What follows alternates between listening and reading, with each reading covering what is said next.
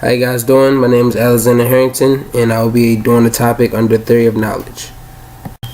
And the topic that I have chosen is science versus religion. Now, hopefully by the end of this video, you will either be on the side of religion or the side of science, or maybe you may be in the middle because you still don't have enough evidence to go on either side, or you won't. Now, I have chosen this topic because it stands out to me. And growing up, I would never know what side to fall on. But because I'm doing this presentation, I myself have chosen a side, and I will let you know that side at the end of this presentation.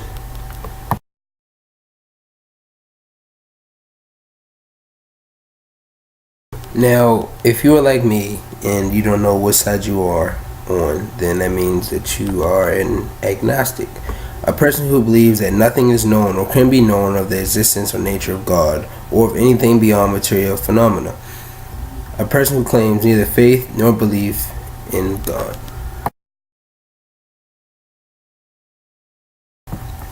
Science. The intellectual and practical activity encompassing the systematic study of the structure and behavior of the physical and natural world through observation and experiment.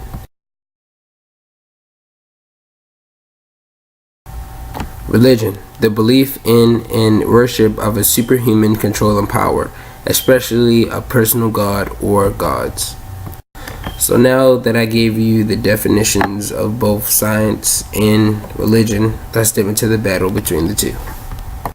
So now my question to you is, to what extent does our knowledge of science affect our views upon religion?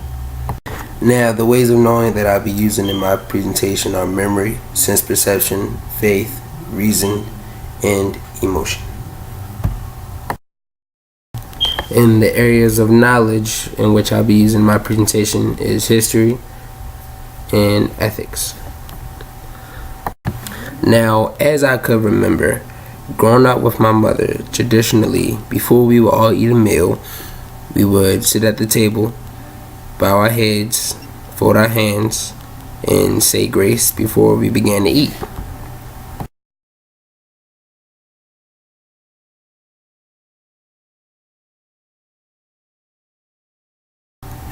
Saying grace refers to the practice of thanking God for the food before a meal. It is also called saying the blessing. Such prayers follow the examples of Jesus and the Apostle Paul, both whom said grace before meals. And that is when I raised the question to my mother, who is God? Well, as the dictionary says, God, the creator and ruler of the universe and source of all moral authority, the supreme being.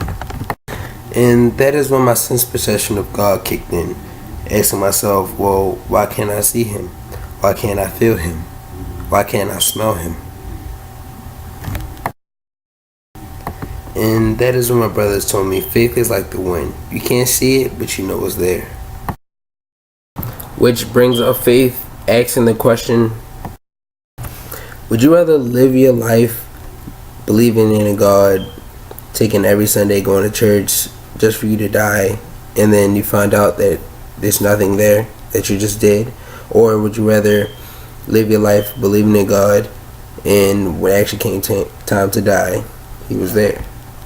And after I thought about it, yeah, it made sense, but for me, that wasn't enough evidence. Now, with reason, and that is when I came across this cool picture giving 2 point of views of science versus the Bible, asking how did animals get their stripes? As in the science point of view, saying that they're adapted to their environment, giving them stripes to survive longer in their habitats, as long as the Bible saying Jacob carved stripes and spots into a tree and put his herd in front of them when they mated and when they gave birth, their babies had stripes and spots.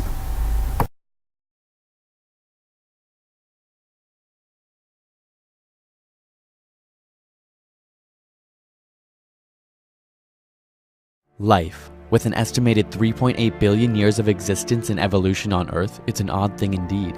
So how did we get here? And what would the Earth's 4.5 billion year timeline look like compressed into a normal day of 24 hours? The story begins early in the morning, around 4 a.m., with the rise of the first simple, single-celled organisms. However, these organisms are destined to spend quite some time alone.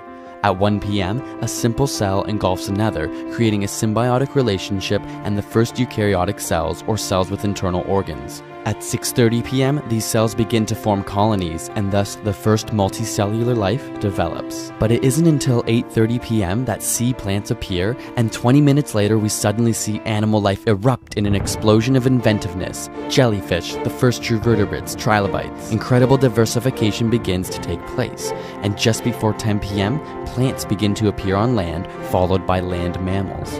By 1024, the Earth is covered in carboniferous forests, and the first winged insects appear. Many reptiles dominate the land with less than an hour left, but a mass extinction event allows dinosaurs to storm the scene and remain until 11:41 p.m. when they too suddenly vanish. And so begins the age of mammals. In the last few minutes, apes split from the old world monkeys, and with only 1 minute and 17 seconds left before midnight, humans emerge. All of the recorded human history fits within a few seconds, an individual life lasting barely an instant. All a culmination of 3.8 billion years of life. This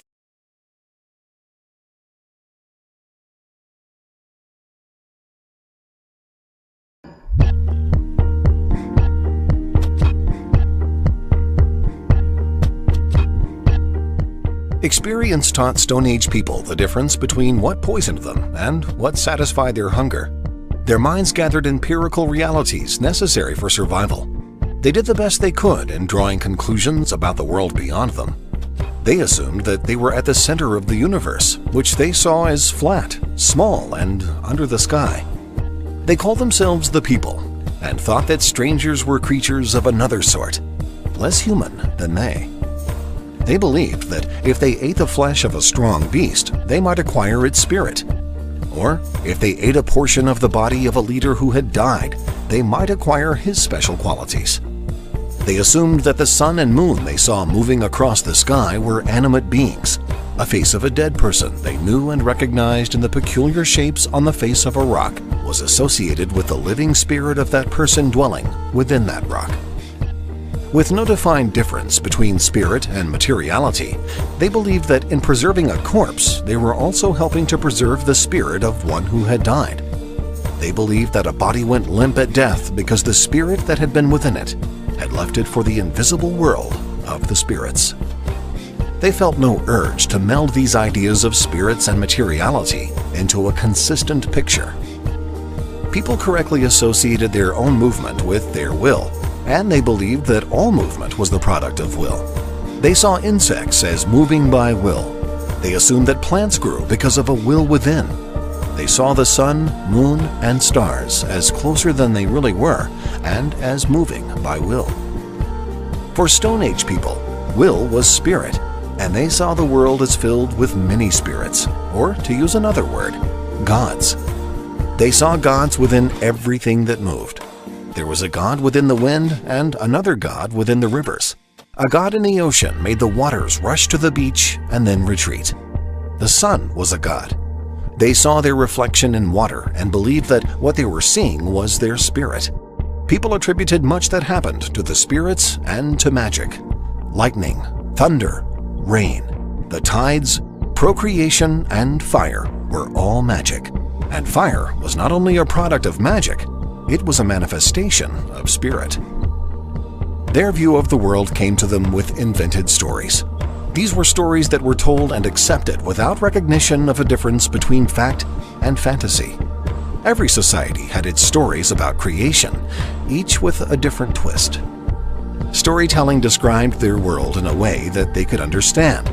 There were stories of a god having created them out of earth, and a story among others that they had been created from the bark of a tree. An occasional exception to universal order might be described as the work of a demon spirit, an evil of sorts. There were stories about evil and dread, a story with a threatening demon of some sort producing more excitement than one without danger. People believed that if the gods could perform magic, so too could they. The earliest form of religious ritual was an attempt at magic through imitation, such as painting a face on the belly of a pregnant woman in hope that the magic of the drawing would encourage birth. Hunter-gatherers were trying to get by rather than to change their world. They tended to believe the world would always be as the gods had made it. They had no sense of social progress or image of humanity's capabilities beyond their abilities. The imagination of those who had a biological potential for genius and those of normal intelligence were limited by their Now, culture. towards the end of that video, if you caught to what he said that basically the religion was passed down by stories to basically younger generations. So now, why do you feel as though you know religion? Why? Because your family, or per se your mother and father, had passed it down into you. That is why you take in belief of religion. I seem to ask myself, why is it so hard for scientists to get their point across to religious people? And as Mark Twain says, it's easier to fool people than to convince them that they have been fooled. It's basically saying that, if you live your whole life believing in one thing, and later down the road, something or someone tells you that you're wrong, or they show you a different point of view, and you don't agree with it. But the thing that still leaves me trouble is that religious people say that God is this amazing purpose, but tends to do all of these unjustifiable acts on earth. So all this being said, I still come to the conclusion of me being agnostic, for as though I believe in that if God has created everybody, then he has created me in this way, in which I shall question and still learn. So to answer the question, to what extent does our knowledge of science affect our views upon religion? Me personally, I do feel as though the more we understand science, the more that we question religion. But we need both religion to understand science, and we can't really understand science without religion.